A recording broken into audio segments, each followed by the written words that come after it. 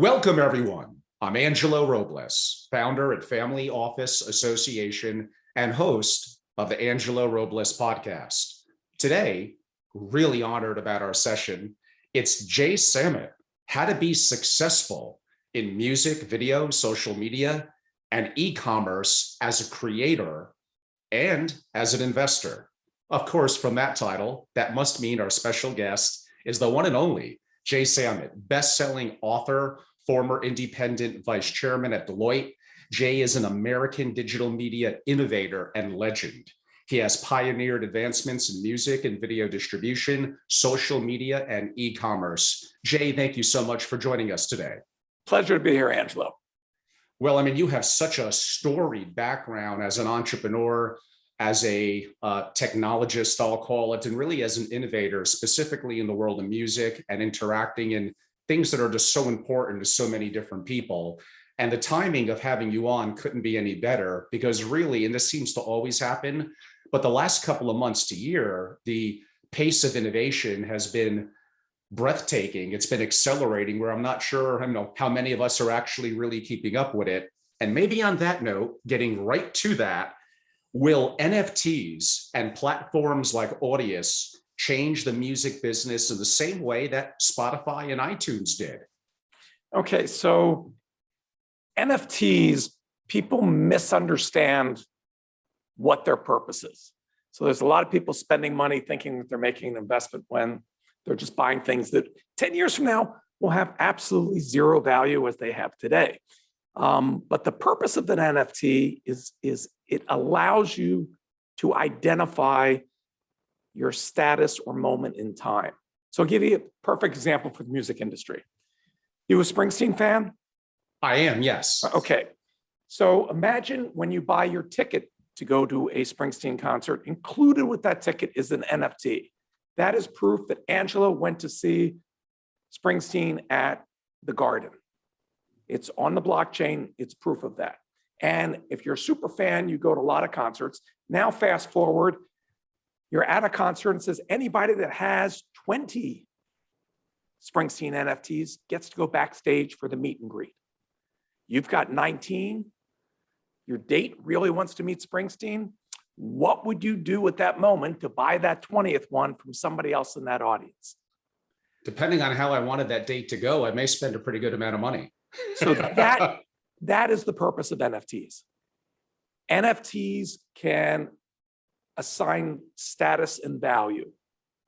So it's not, I own a picture of an album cover that was made into an NFT. That is basically worthless. It's the idea that it is something that is immutable. So your status as the ultimate super fan would be immutable.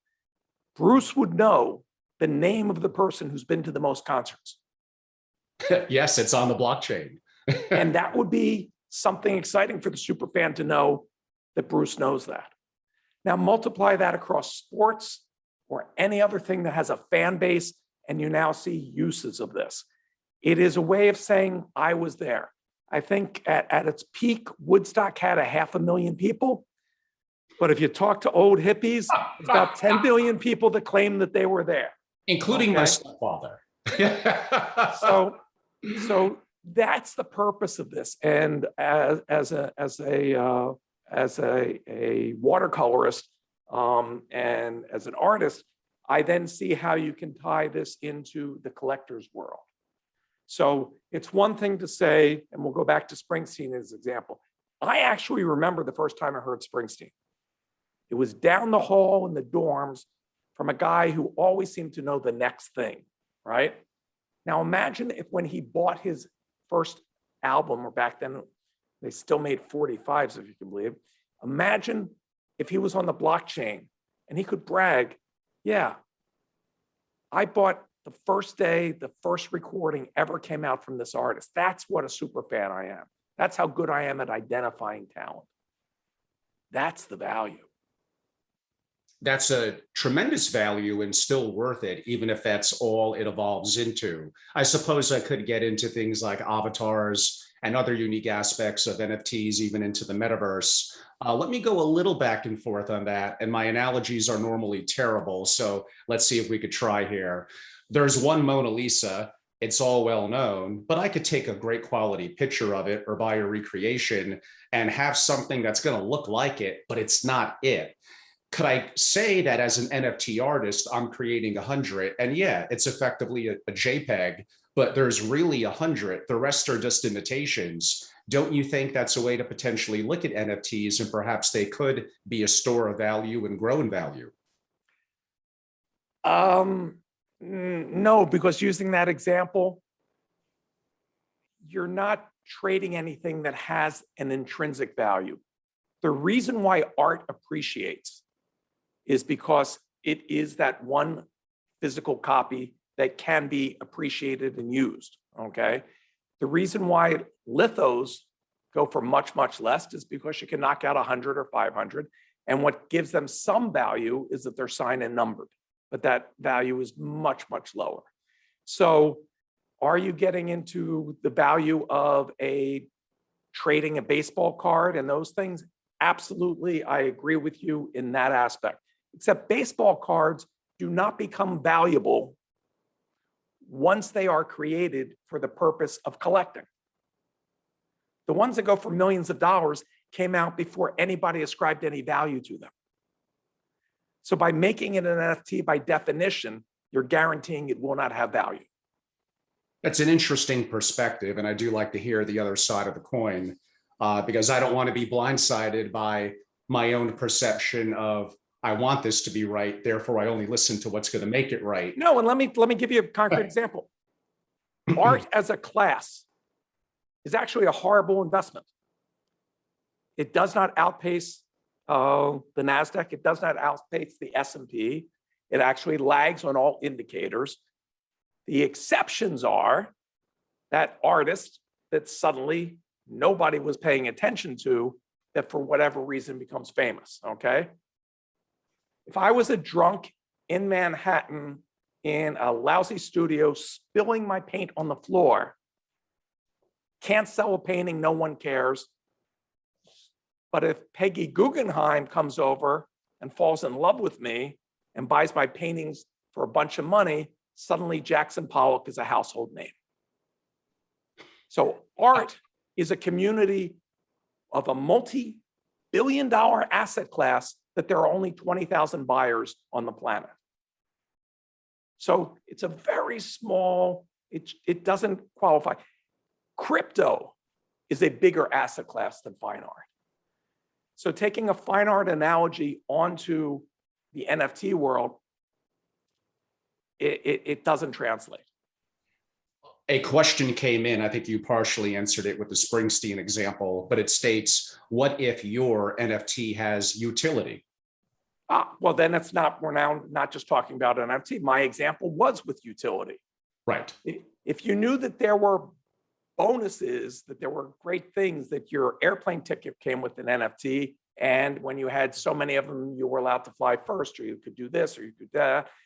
Everybody will ascribe it. The difference between this and green stamps or frequent flyer points or anything else is that you can also track a moment in time.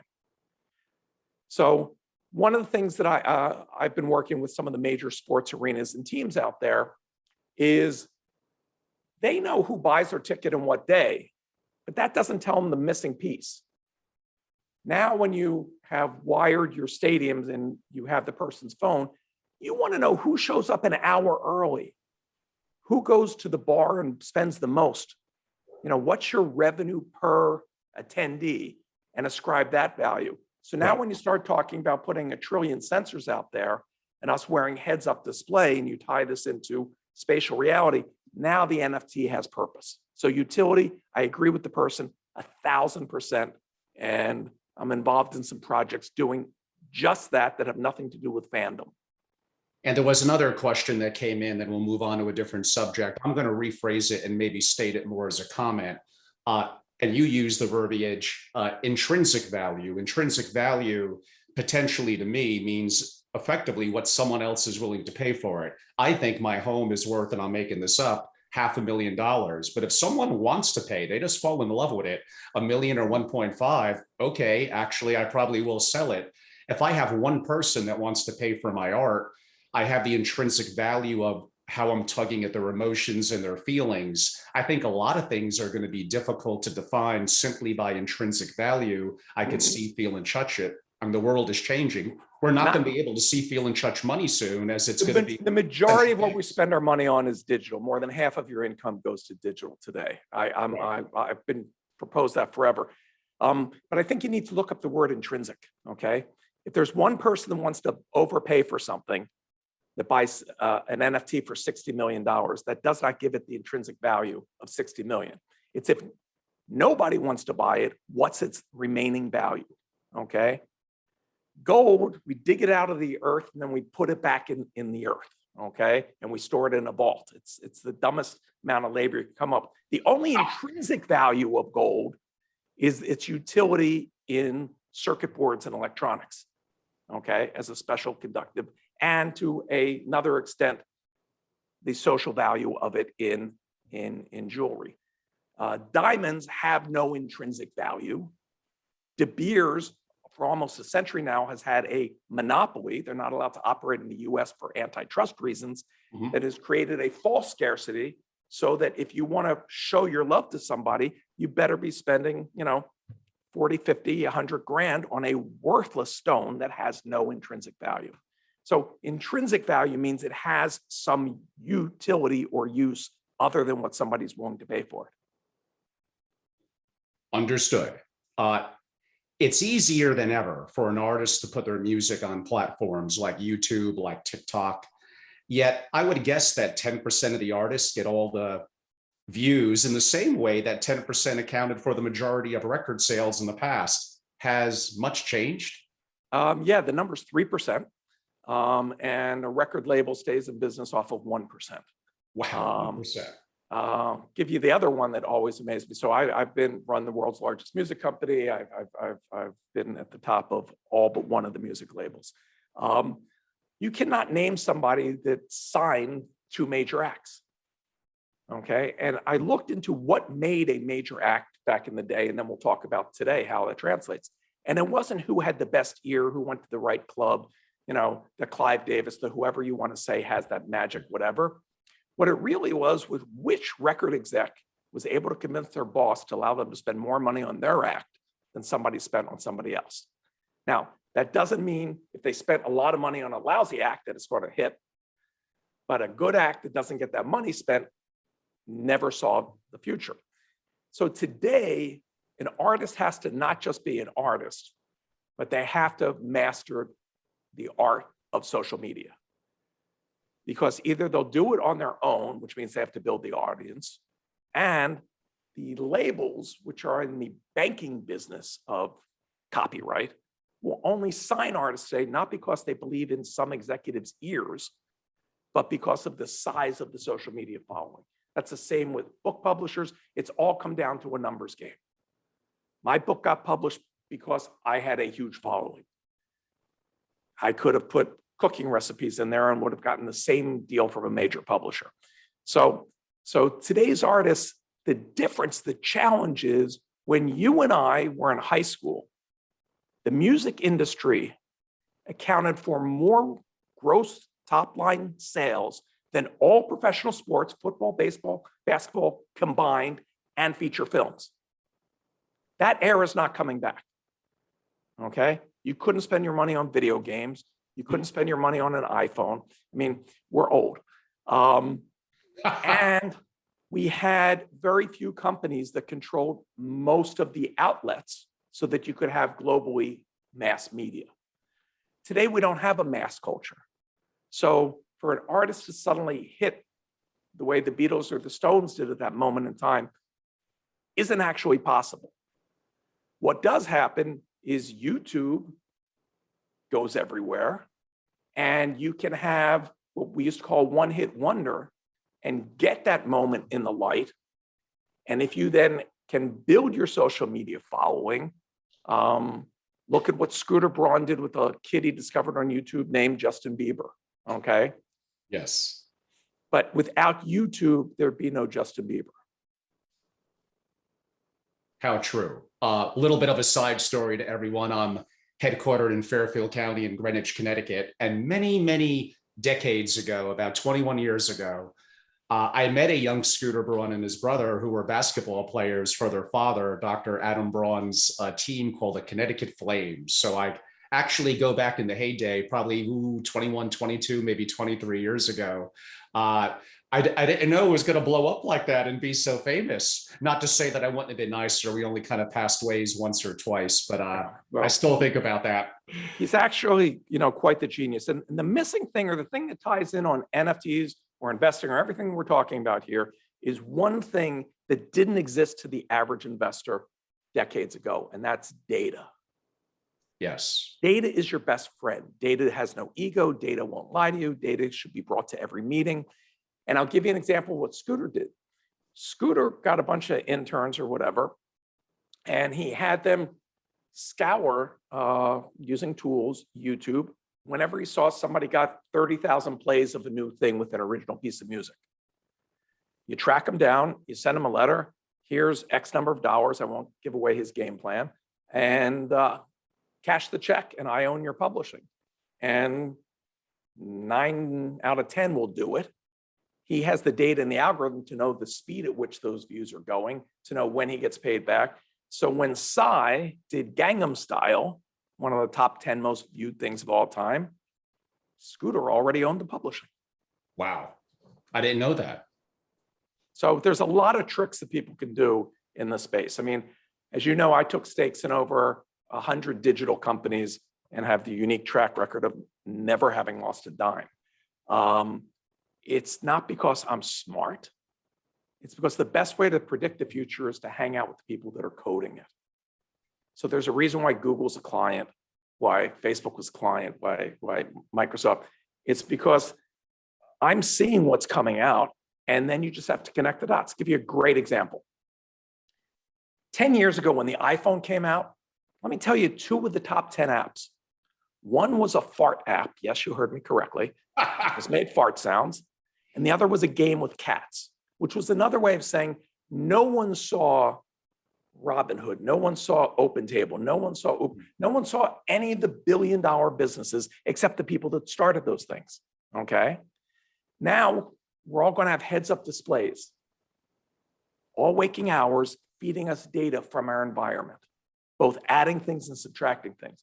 This will make today's app world, where we spend 5 hours a day looking at apps, look like nothing compared to all waking hours. And yet there's no one blocking that. And when you look at the people that are creating and what problems they're solving, because entrepreneurs don't sell things, they solve things, you're going to see massive change. The biggest one that it solves that no one anticipated, 6 years ago, I gave a speech at Singularity University, and somebody asked, what's the biggest disruption, because my first book was called Disrupt You, that we're going to see in society? And 6 years ago, I said, pandemic. Next global pandemic, game's over for a whole bunch of reasons. Fast forward to this pandemic, and I don't have to explain disruption anymore.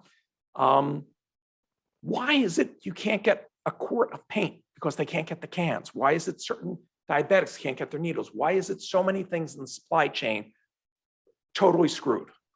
And when you look into it, you see that the one straw that broke the camel's back was the second ships got slowed. That means that they couldn't turn the shipping containers as fast, which means the cost to rent a container to put your stuff from China to send somewhere went up in price, which means some people couldn't afford it, which means less containers moved, which means the prices went up, which gets us into something that will take the next 24 to 30 months to undo. Okay.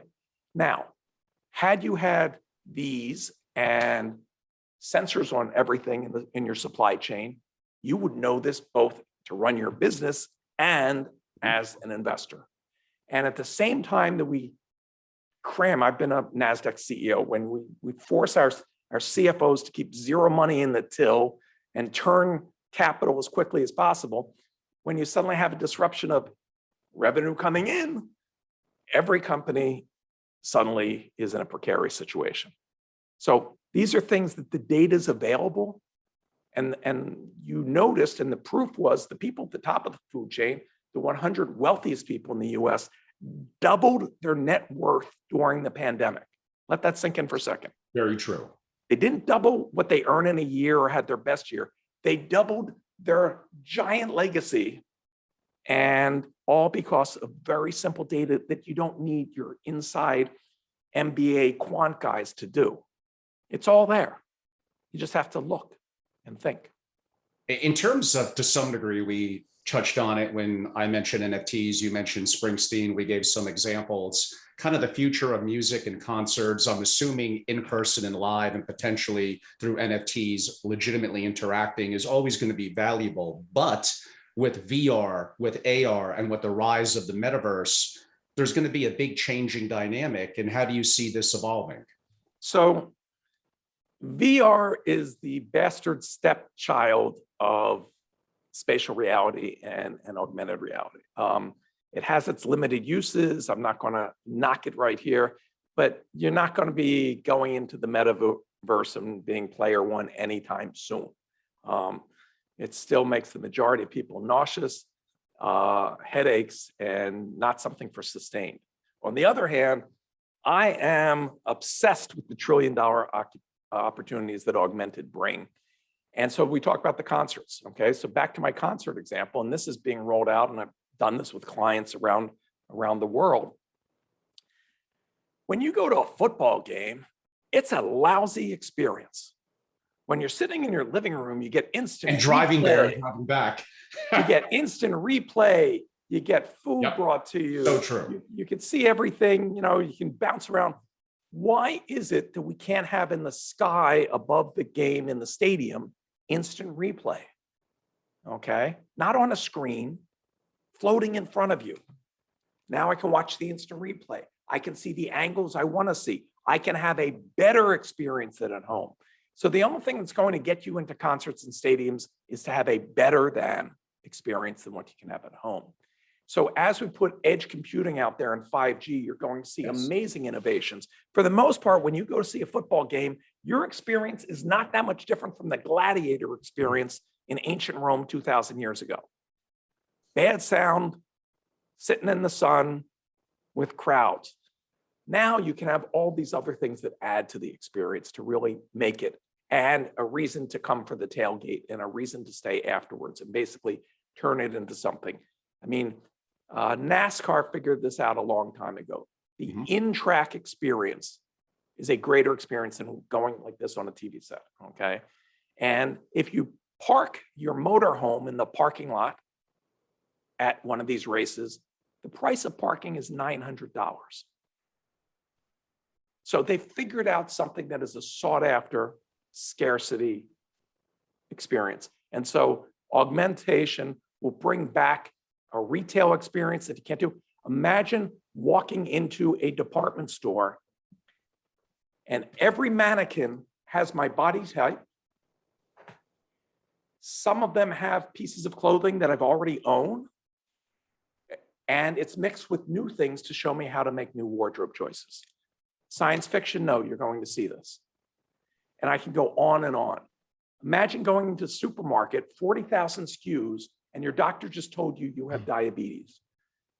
Can't have the sugar. So all you say is, show me all the products that don't have sugar, and everything else disappears off the shelves.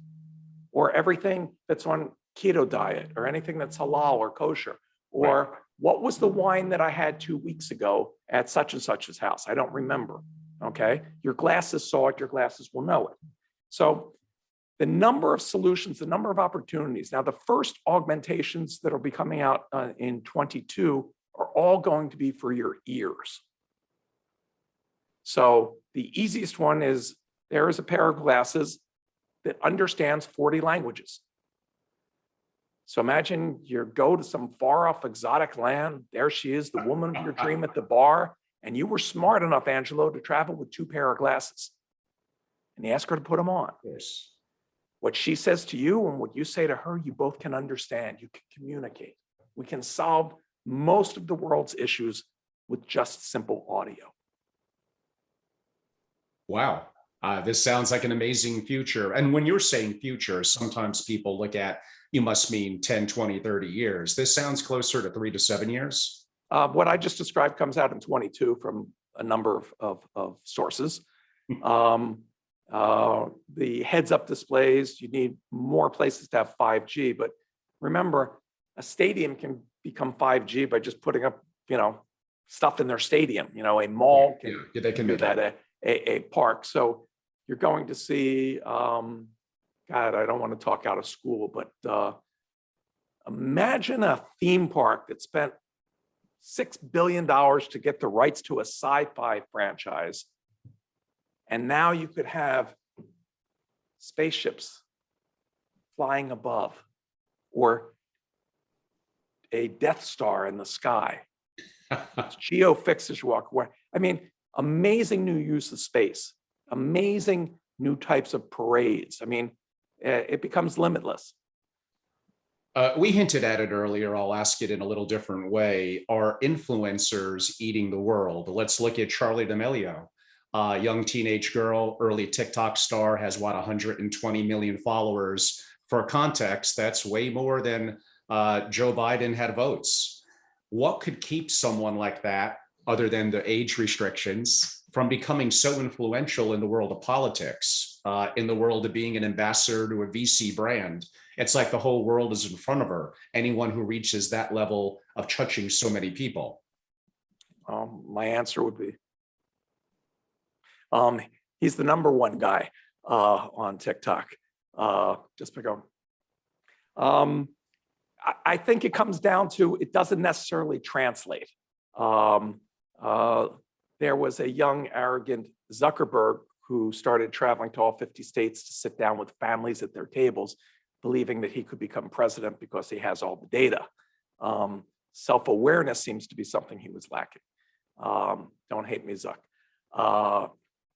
But yeah, I mean, what you're saying is no different than, how did war generals become politicians? How did, James Fenimore Cooper wrote a book about one of our French and Indian War heroes, and he went on to become president. I mean, popularity is all the politics is. So there's many paths to it. And yeah, I think we'll see people that become superstars. Ronald Reagan didn't become famous because of foreign policy. Became famous for doing crappy movies. We have a question that came in. I think you partially answered it, but I'll put a little different spin on it. Is it true that being talented helps, but marketing is what made a successful artist back in the 90s? Is that still true today? So in my years in the business, there were two, I divided artists into two categories. One, those that went into it for either the women, the money, the fame, some other reason.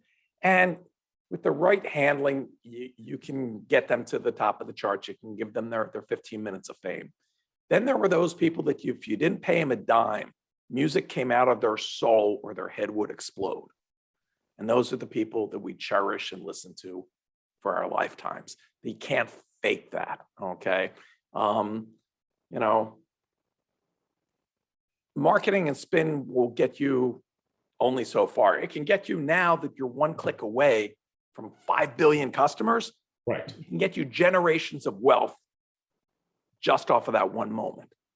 But when you talk about the ability to create art and touch people's soul, you just can't fake it. There's nobody that can just, I had was doing a deal with Garth Brooks, and he was appearing difficult to the people that wanted to do business with him. And they weren't fans, and they said, that he was being an idiot for not agreeing to their thing. I said, he's an idiot. Go in that room for an hour, write something 3 minutes long that makes you $40 million, and then you can call somebody an idiot. I mean, I've seen, you know it when you're in the presence of these people that have this, I don't want to minimize it and call it a gift, because it takes great work and craft. But without marketing, without Brian Epstein, the Beatles would still be playing to 18 people. Yes. So it does A take little different spin on it, and I think a band that you touched in some ways. So although I'm probably more of a child growing up in the 70s, but in the 80s, I did enjoy hair metal, which really glam metal, which began in the LA era or LA area, I'm sorry. And I look at a Guns N' Roses, who to this day I still love. What made them make it versus, I'm assuming you would know, 10, 20 other bands that were probably theoretically as musicians and songwriters equally as talented? Is it the front man, Axl Rose? Is it Slash? What made it happen? I worked with both of those guys, and you can never analyze. Here's the one thing. Here's the one moment. Had they not, it's not like Life is Star Search or the Voice. There are people that got their shot in the door from doing whatever. I mean, if you want to talk bizarreness, the one concert that was, I would have been a little kid at the time, but I would have loved to just watch, was the opening act for the Monkees at the Hollywood Bowl was Jimi Hendrix. Wow. The Hollywood Bowl is filled with 5 and 6 year old kids and their moms. And Jimmy comes out and does Jimmy. He managed to still have a good career. Yeah, it was okay. So yeah, you can't, anybody that says that there's a specific formula or moment, it was true for that one moment. It doesn't apply to the next moment. Is it true that record labels no longer invest in developing an unproven act in the year 2021? Or in the year 2000, yeah. Since the digital era, since post-Napster, they don't have the resources, they don't have the bodies. That's not the business that they're in. They're in the business of milking and creating a giant catalog. Now, there's a lot of people that come into the business and want to work at these places that are passionate about music, and that's not what drives their revenues, and that's not drives the business. And you can say the same thing about book publishing nowadays. And now, if we don't get people going back to physical theaters, you're going to see the same about content on your Netflix and your Amazons. I mean, Amazon greenlights content for a completely different reason than anybody else. What's a segment of product that they're not selling? And I'll make it up. They don't get the fly fishing business and they want to expand into fly fishing.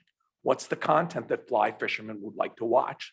That's the movie that they're going to create to expand their audience, okay? It's not about monetizing the content. So music has been used as a loss leader for years and will continue to be. And that's one of the reasons why it increases catalog value. A question just for my own interest. So I kind of hinted at it earlier. I guess we're impressionable at a younger age, for me back in the 70s into 80s. So let's call that what was hard metal back in the 70s, kind of glam and hair metal bands. They kind of died with, I would say, Nirvana and grunge, made a comeback on secondary circuits, probably 95 to 2005.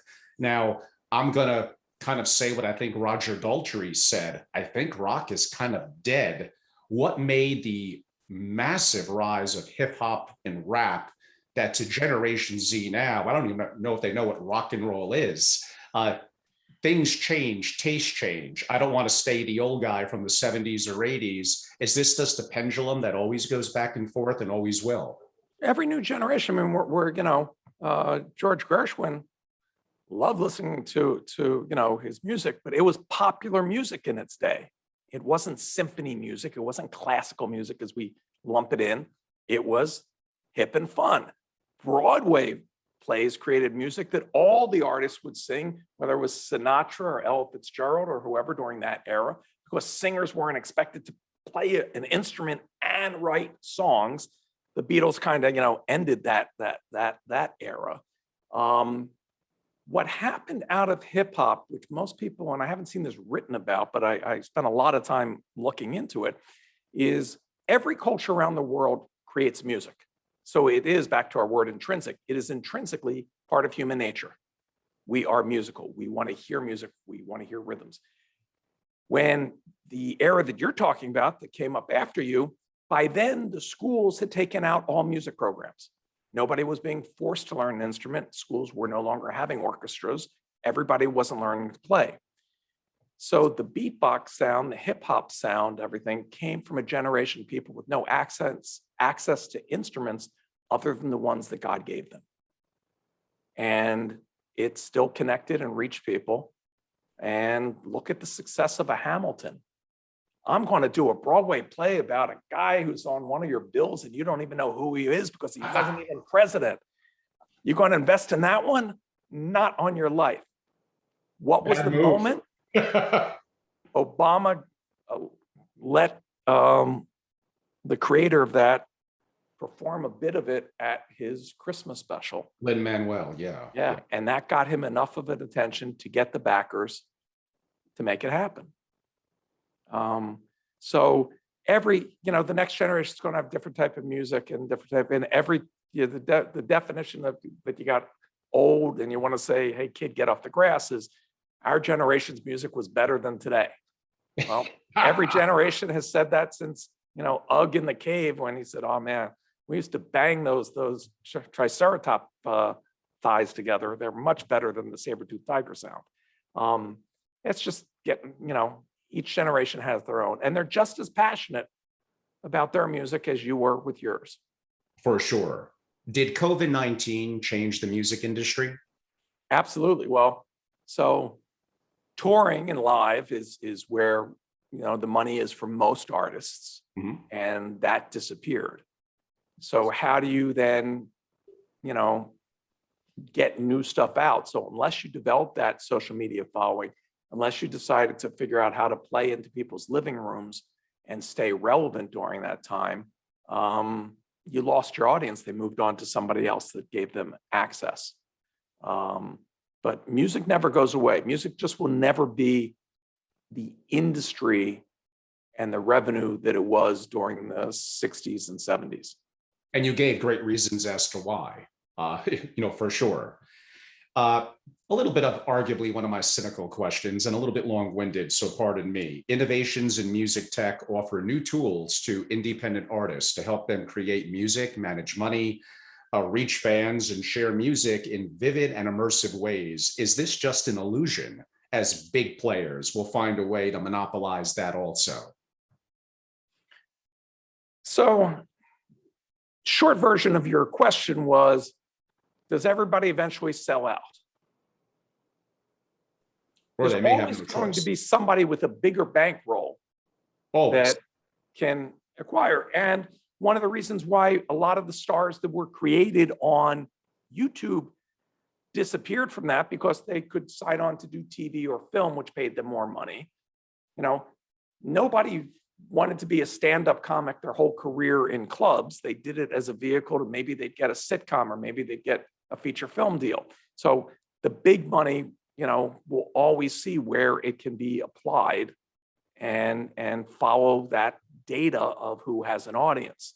The tools let you have more control of your craft so that what comes out is more similar to what your vision was. When I was at president of EMI, we literally had a tape that was submitted by somebody in accounting. And they said, you got to hear this. And the voice was an angel. I was ready to leave my wife and run off. I didn't know if this one was black, white, skinny, fat. It was the voice of an angel. I never heard anything like it. And literally from that one thing, Bruce Lundville signed her and assigned her to a big famous producer who then made an album that sounded like, what happened to this woman? This is like some techno horrible, she's hidden behind all this other stuff. And at least Bruce was smart enough to then fire the guy and let Nora Jones put out something that just was pure Nora. He has a great voice, for sure.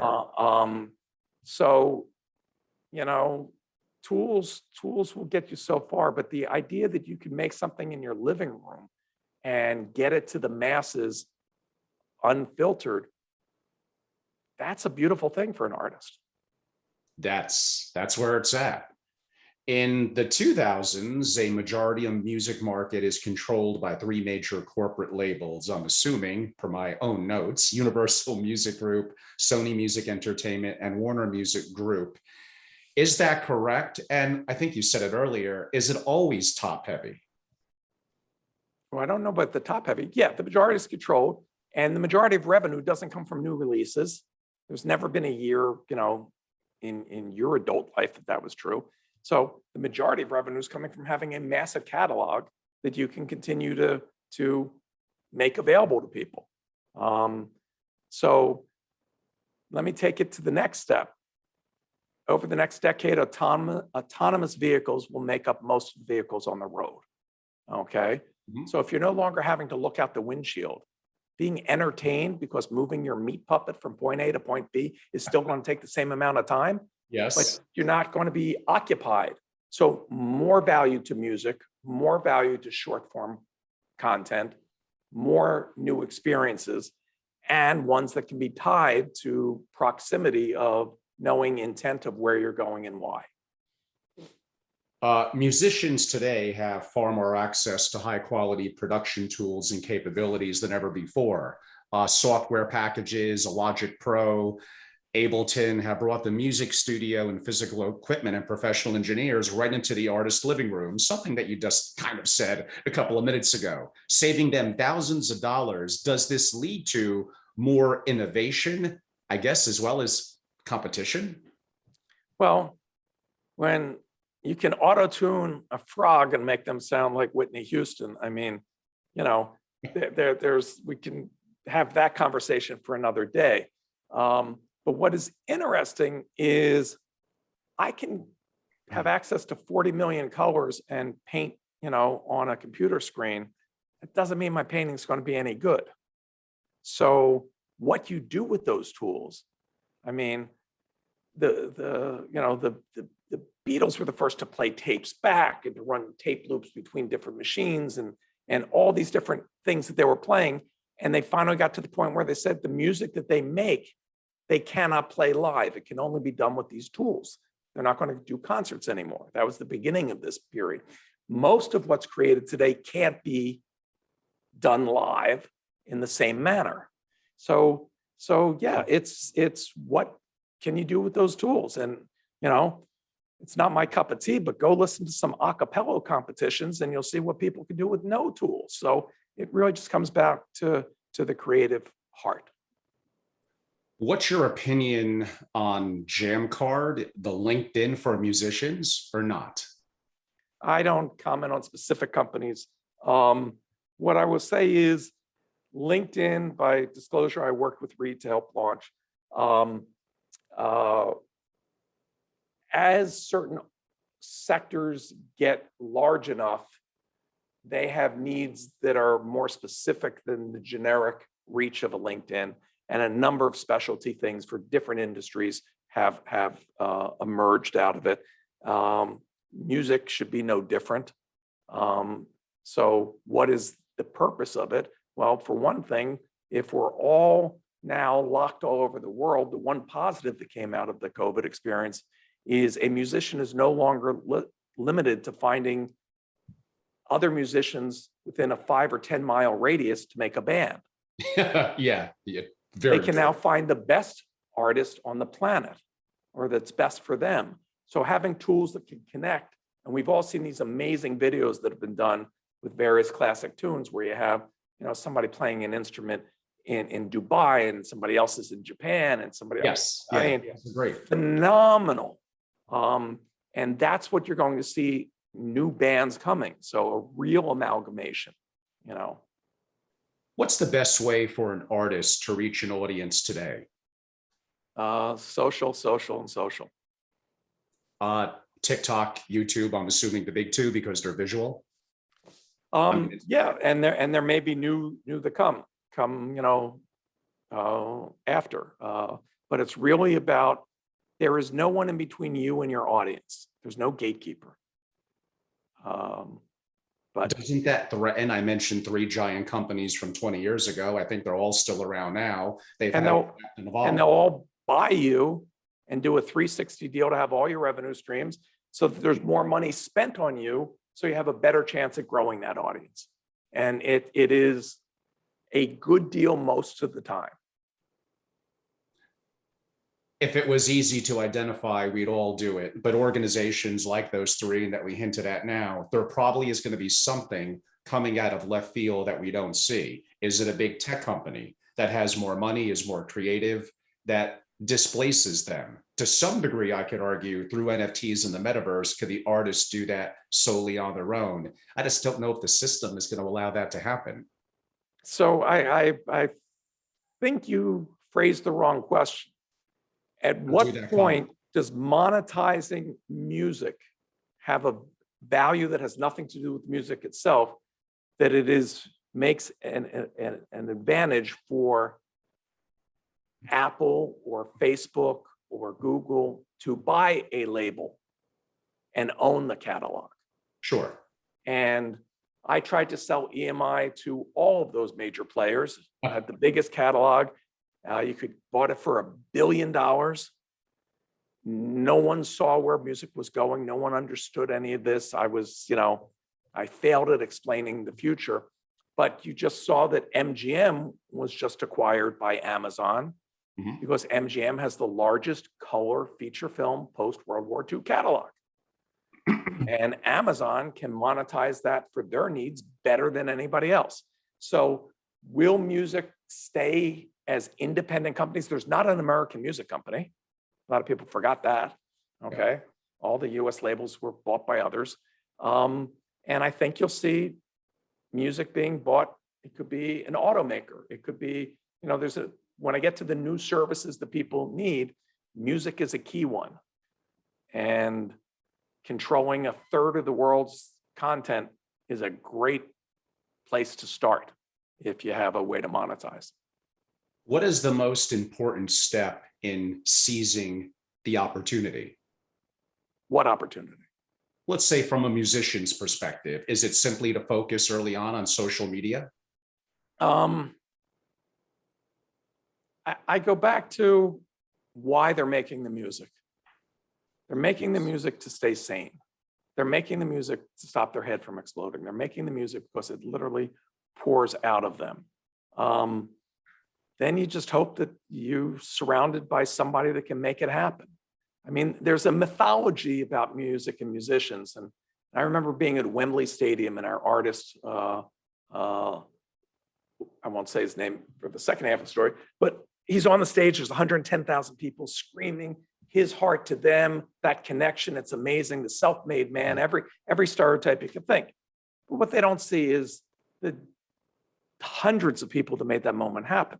The songwriters, the producers, the musicians, the managers, the tour, comes out in the stained t-shirt that's handed to him as a stained t-shirt from the wardrobe person who stained it. You're going to need that organization to get to a certain size. And yes, you could rebuild it from scratch, or you could find one of the majors that actually can do a lot of it for you. It's where do you want to spend your time, and is your purpose?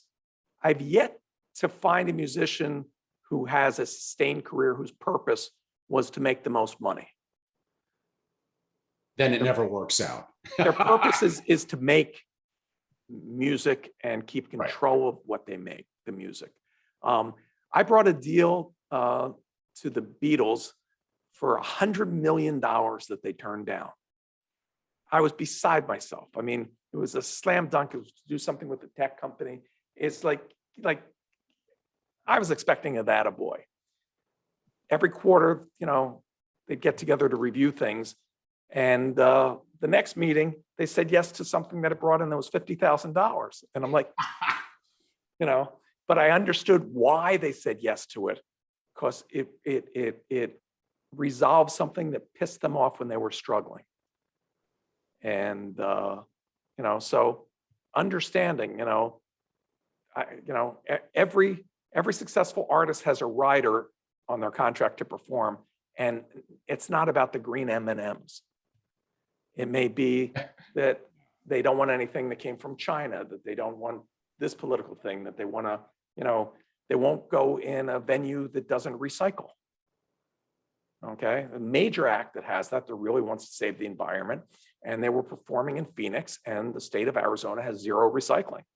So do you skip Phoenix? No, you tell the arena, you're going to figure out how to get a truck to pick up all this stuff and Make take it to another state and recycle it.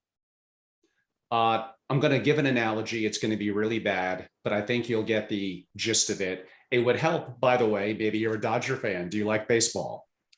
Go ahead with your analogy.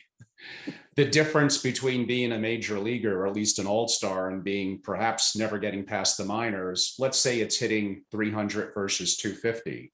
Look at the course of the full year, 500 at bats. That probably equates to about 25 hits, perhaps about one. That's it. Just one extra hit a week during the 5 or 6 games you're playing probably makes all the difference in the world. How does that relate a little bit to the chosen endeavor of music and artistry and the way that we're describing it, in terms of a lot of what we do is maybe useless, but if we're slightly better, ever so slightly better, could that make the difference between an unknown and a known?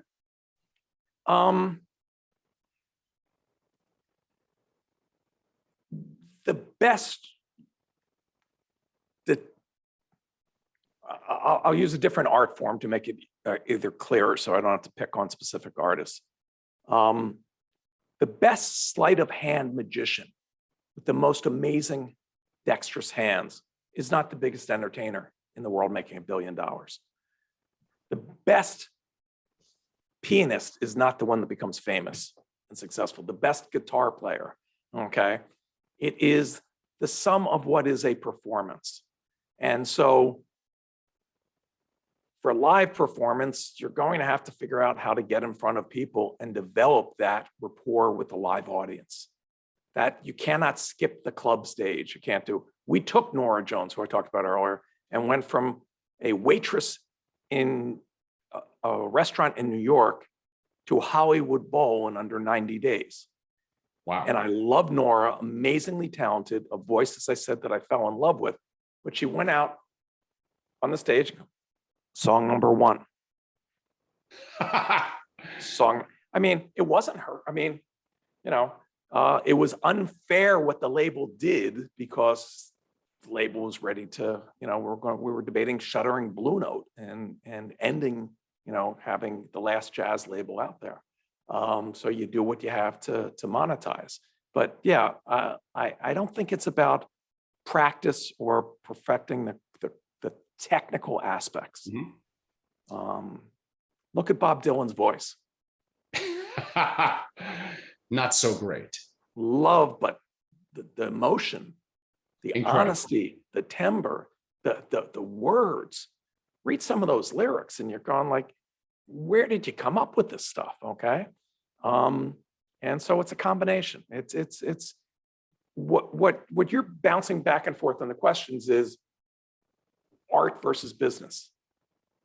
I can tell you how to make money in music. I can tell you, when I was moved up to president of all digital for EMI, I called my mom proudly at the top of the Capitol Records building, Hollywood sign behind my office. And she goes, "Why'd they hire you, Jay? You don't play an instrument." And I'm like, "Mom, they didn't hire me to make the music, right? Was the stereotypical record exec, tone deaf, but I could connect the dots." Vision without execution is hallucination. How do we know what innovators will execute and which ones will not? Is it grit and resilience? So it's funny. Great segue to my new book, which hit #1 on Audible, Future Proofing You. Congratulations. I go into the 12 truths. I took a homeless immigrant and mentored him one day a week for a year. I gave him no cash, didn't introduce him to anybody. And he went from homeless to self-made millionaire. And I explained the process that anybody can do. And the first one is the answer to your thing, which is a positive growth mindset. If you think you can or you think you can't, you're right. So it really starts with that. It starts with how people respond to obstacles and problems. Problems are opportunities in disguise because the solution is where your success comes from. You know, nobody went into a store to buy a 1/4-inch drill bit because they wanted a 1/4-inch drill bit. What they wanted was a 1/4-inch hole. The drill bit allowed them to achieve it, okay?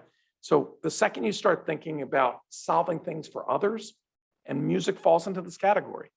What does your music solve for others, right? There's a reason why top 40, when it was the teenager years, was all about getting the girl, not getting the girl, losing the girl, wanting the guy, because that's what people were consumed with at that stage of their life. A little bit related to that, one of my members, who's a very successful investor, grew up in a challenging environment, and their passion was music. They felt that adults often stifle. That's not going to be a career. You're not going to make money. You're actually not even really that good.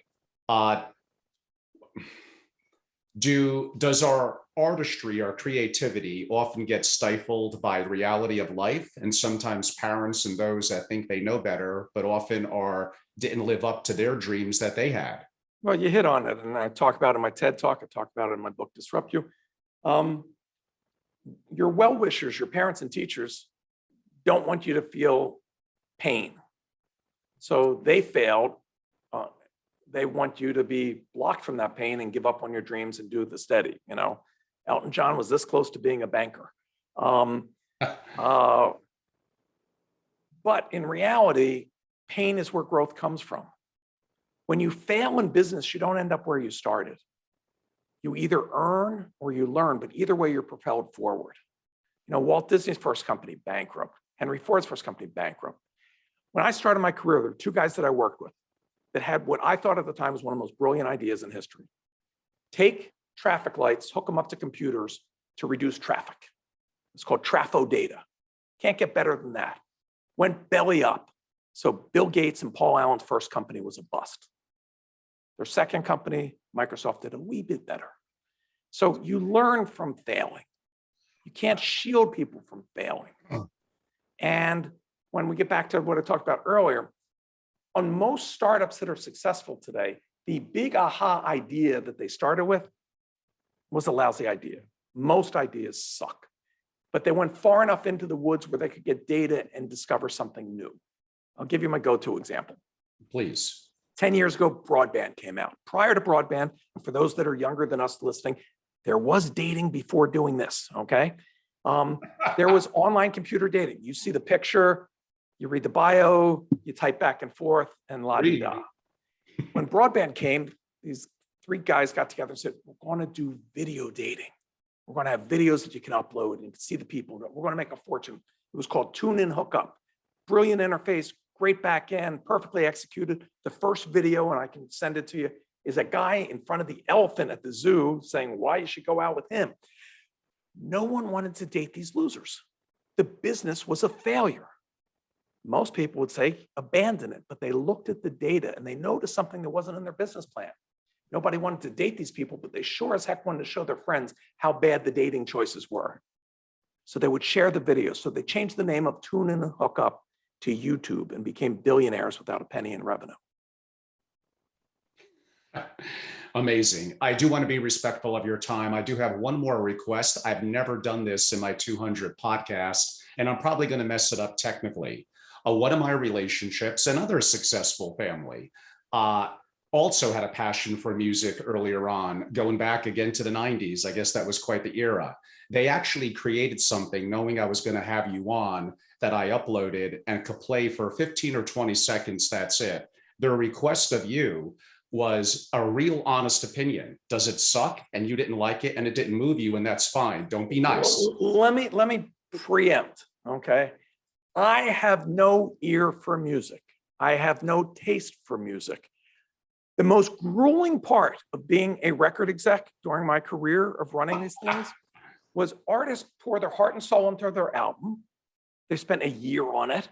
And now comes when they're going to play it for the label, and we're all sitting around a room for 45, 70 minutes, okay?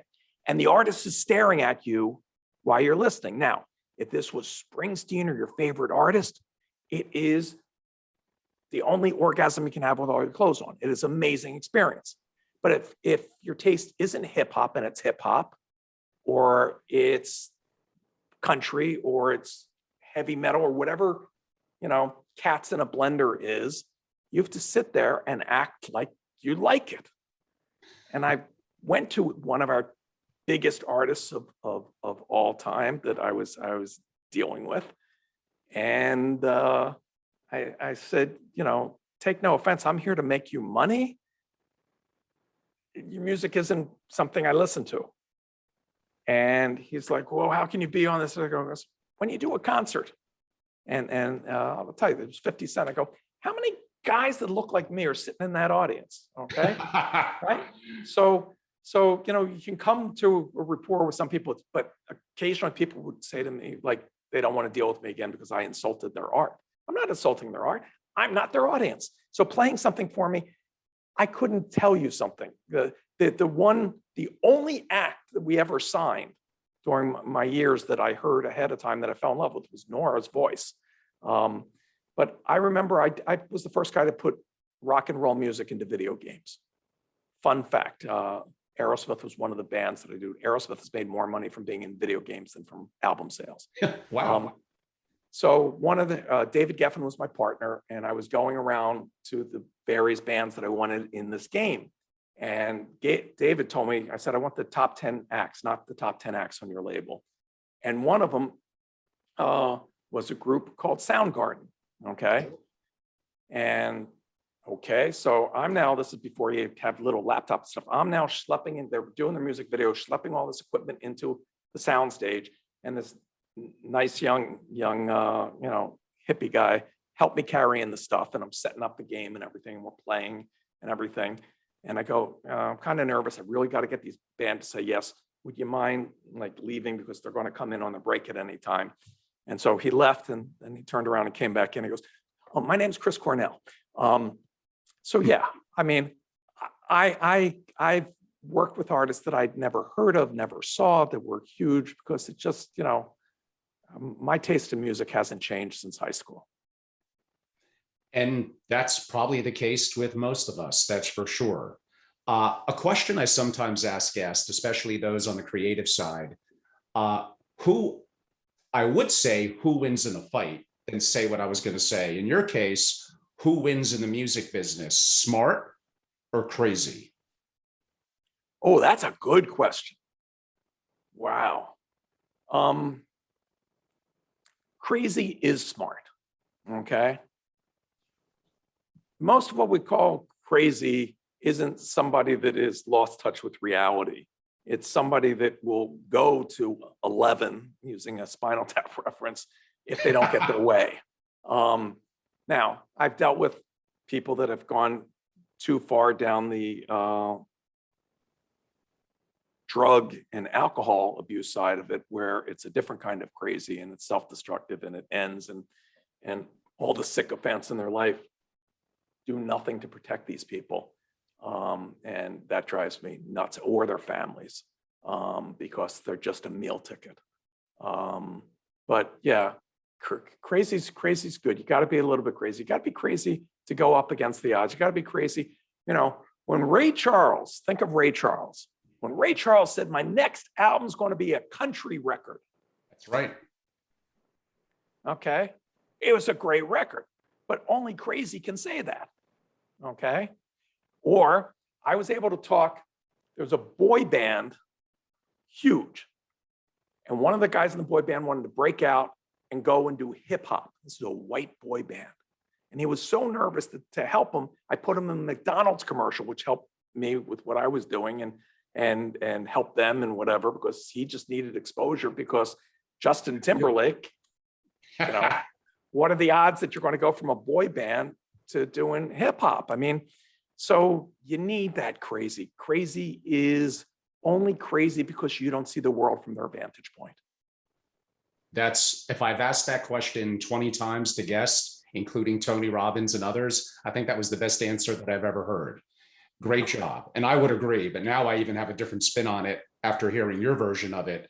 It's been really a pleasure to have on Jay Samit, S-A-M-I-T, certainly the latest book, The Future, Future-Proofing You.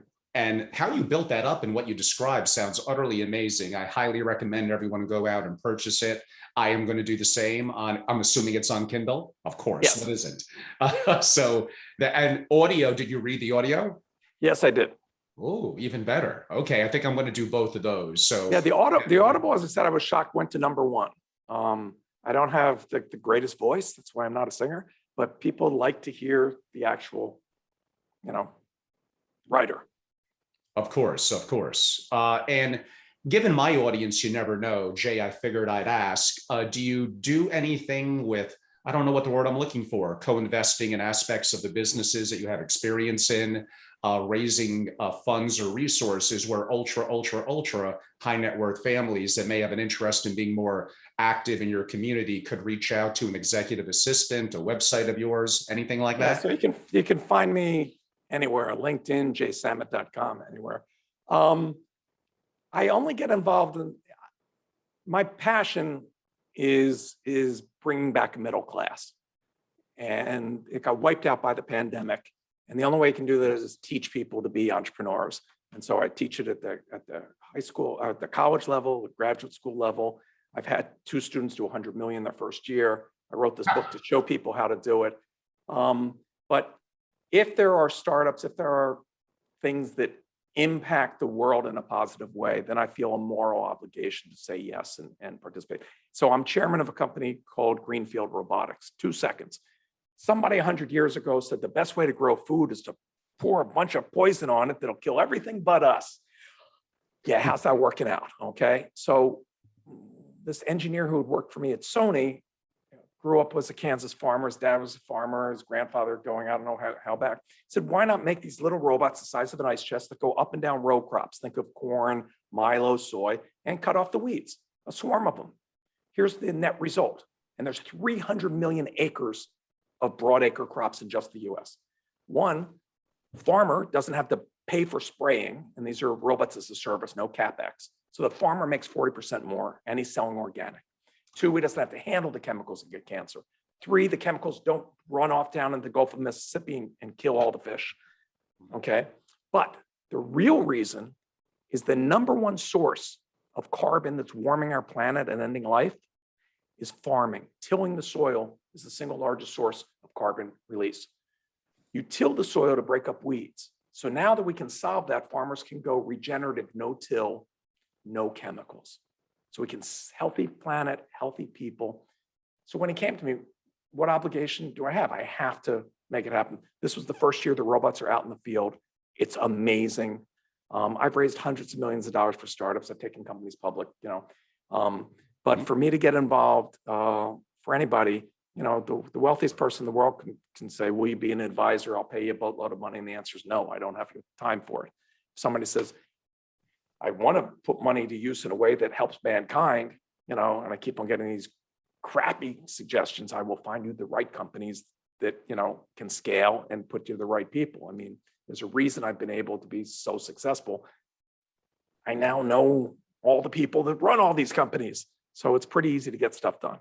So true. I mean, definitely sooner rather than later, I would love to have you on and talk more deeply about entrepreneurship in America, around the world, and really, like you said, making people rise from their current status. And look at the young ones today, Generation Z, feeling a little bit of lost in terms of what the future may hold, but taking control of that through the creative or the creator version of it. And unfortunately, we have things like AI and others that are going to make jobs more scarce, but that may create other opportunities. Half of all jobs will disappear this decade.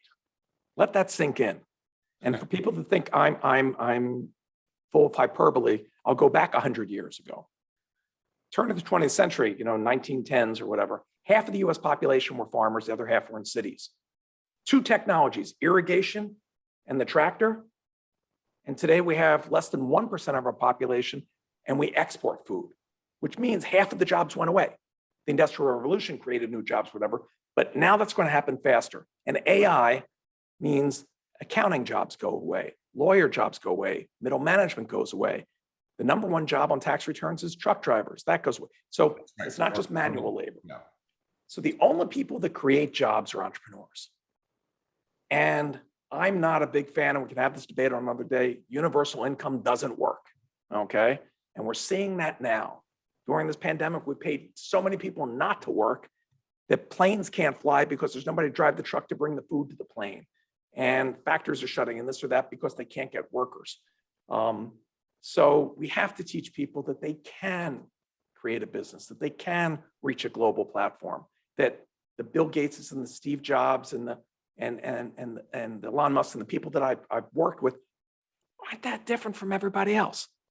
Some of them are super genius, but some aren't. But now you can teach people the steps, and instead of going to college, which isn't right for everybody, we have a whole generation that graduates with a mortgage but no house. That debt stifles risk-taking. You can't go do your startup. You know, when I started my first company right out of college, it was easy. You didn't know 6 figures. My kids didn't have braces in summer camp. There were no kids. There was no mortgage. You could take a few years to try.